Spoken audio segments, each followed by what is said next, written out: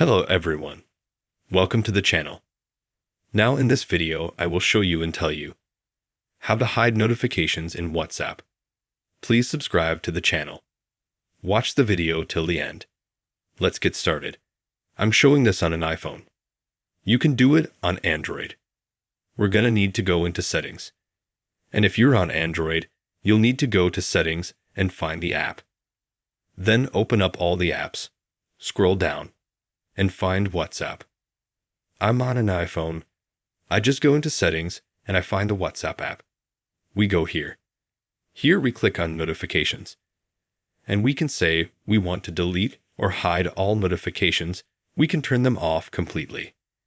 If we want to have notifications like this or banners, or like this, then we can choose here, check the boxes and remove. Also we can leave music or remove with silent mode or noisy mode. Also here, you have WhatsApp notification settings. You can go automatically to WhatsApp settings.